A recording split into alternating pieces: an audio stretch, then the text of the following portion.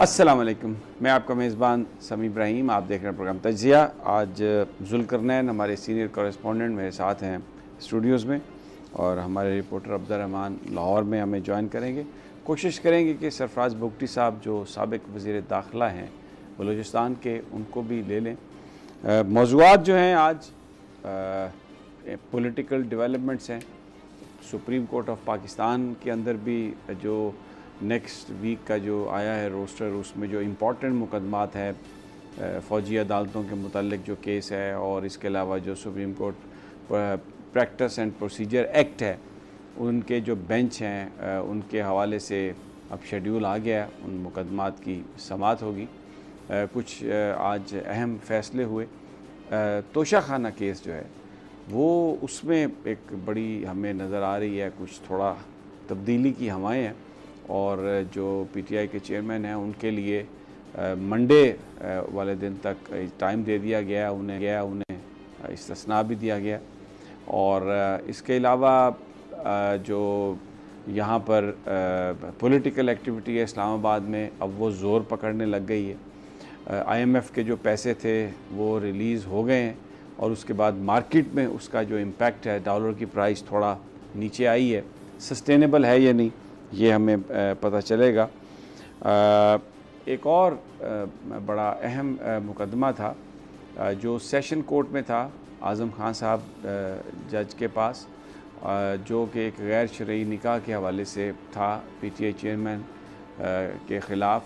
Civil अदालत है, जज नसरुल्लाह खान, उन्होंने इसको नाकाबिले समाअत करार दिया था, फिर हुकूमत अपील में चली गई। अब जो सेशन जज साहब हैं उन्होंने जो मातहत अदालत का फ़ैसला है उसे कालअदम करार दे के दोबारा वापस भेजा इस केस को जज साहब के पास, और कहा है कि इसको देखें दोबारा और कानून के मुताबिक फ़ैसला करें।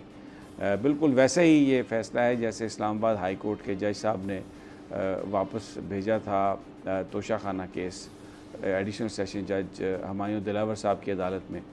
तो लेकिन अभी कुछ जो पटवार सहाफ़ी हैं और जो इस तरह जो मीडिया चैनल्स हैं, वो बड़ा एक जोश मना रहे हैं, बड़ा जश्न मना रहे हैं, मिठाइयाँ खा रहे हैं। अंग्रेज़ी ज़रा कम आती है, जब थोड़ी देर के बाद समझ आएगी, पढ़ेंगे तो फिर परेशानी होगी उन्हें। बहरहाल ये केस रिमांड हुआ है, और ये जिस तरीके से पोर्ट्रे किया गया टिकर्स में, तो ऐसा कुछ नहीं है। लेकिन जो मैं आगाज़ करूँगा प्रोग्राम का, वो शहबाज शरीफ साहब वज़ीर-ए-आज़म पाकिस्तान की एक तकरीर है जो आज उन्होंने कौम से ख़िताब में कहा।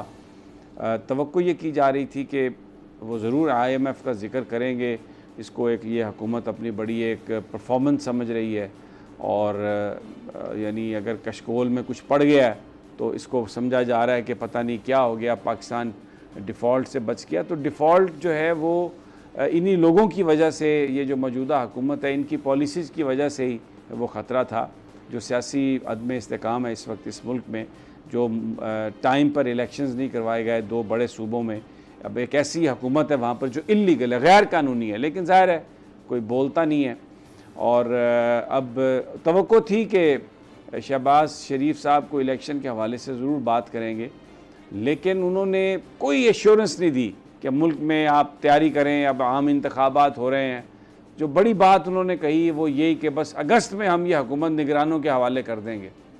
ये नहीं कहा क्लियर कट कैटेगोरिकली, ये नहीं कहा कि हमारी कमिटमेंट है कि हम जमहूरियत पसंद लोग हैं और इलेक्शन करवाएंगे, और ये अब एक ही दिन इलेक्शन होगा, और बात कोई इस तरह की बात नहीं आई।